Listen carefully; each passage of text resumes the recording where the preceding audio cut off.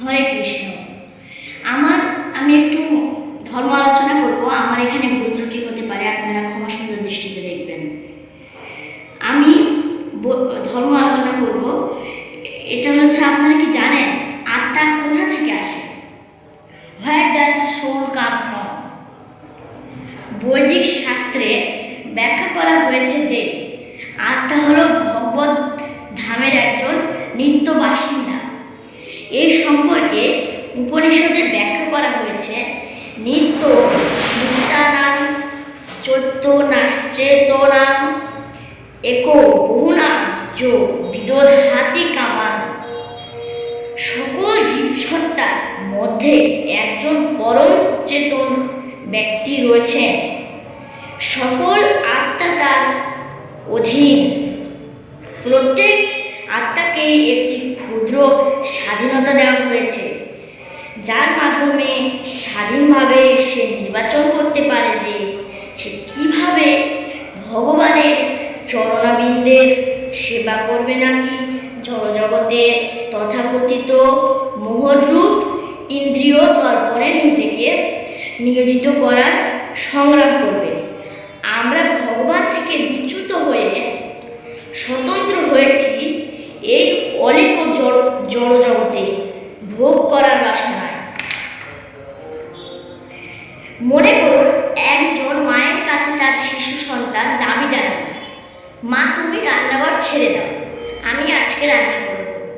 তখন মা সেই শিশুটিকে বোঝানোর চেষ্টা করতে পারেন যে সে আগুন নিয়ে কোনো কাজ করার এখন উপযুক্ত নয় এবং সে নিজে রান্না ঘরকে নিয়ন্ত্রণ করতে সামর্থ্য নয়। কিন্তু শিশুটি যদি খুবই জোর করে, তখন তার মা কিছু শিশুদের রান্না করার খেলনা সামগ্রী নিয়ে আসতে পারে এবং শিশুটিকে খেলার জন্য দিতে পারেন। এখন শিশুটি দুপুর পর্যন্ত বাড়ি এবং জলের সাহায্যে খেলনা নিয়ে তথাকথিত রান্নার কাজে ব্যস্ত থাকতে পারে। এক সময় দুপুর হলে সে ক্ষুধার্ত হয়।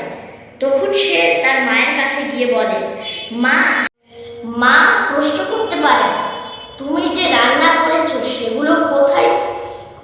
তখন শিশুটি হেসে বলতে পারে, ওটা ছিল একটা খেলা, আমি এখন সত্যি ক্ষুধার্ত, আমাকে খাবার দাও। তখন চিন্ময় আত্মা একসময় ভগবদ্ধামে সর্বদা ভগবত প্রেমের সাথে অত্যন্ত আনন্দ সহকারে ভগবানের সেবায় নিয়োজিত ছিল।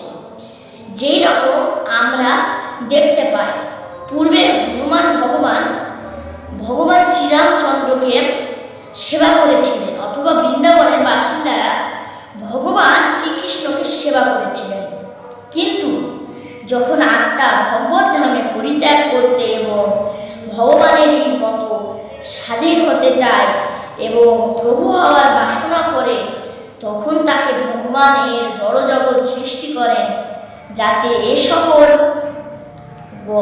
গরদ ভসদৃশ্য আত্মারা তাদের ইন্দ্রিয় তর্পণ চরিতার্থ করতে পারে। যখন জীব এখানে হতাশাগ্রস্ত হয়, তখন সে ভগবানের দিকে অগ্রসর হয় এবং পুনরায় তার ভক্ত হয়। সে সম্পূর্ণরূপে তার ভুল মানসিকতা সংশোধিত করে এবং সে আবারও তার নিজ আলয় ভগবত ধামে প্রত্যাবর্তন করে ভগবানের সেবায় নিযুক্ত থাকে। যতক্ষণ পর্যন্ত না জীবাত্মা তাদের আনন্দ উপভোগের স্বতন্ত্র বাসনা থেকে মুক্ত হচ্ছে, ততদিন তাকে কর্ম বাসনা অনুসারে বিভিন্ন দেহে জন্ম মৃত্যুর চক্রে আবর্তিত হয়। আমরা ভগবানের নিত্য অবিচ্ছেদ্য অংশ এবং আমরা সুখী হতে পারি কেবল ভগবানের প্রেমময়ী সেবা করার মাধ্যমেই নয়। এটি ঠিক পাকস্থলীতে খাদ্য সরবরাহের মতো। অংশটি যখন সমগ্র শরীরের সেবা করে, তখন অংশটিও সন্তুষ্টি লাভ করে। হরে কৃষ্ণ। আমাদের ভিডিওটি ভালো লাগলে আমাদের চ্যানেলটি সাবস্ক্রাইব করবেন এবং অন্যদের দেখার সুযোগ করে দেবেন। হরে কৃষ্ণ।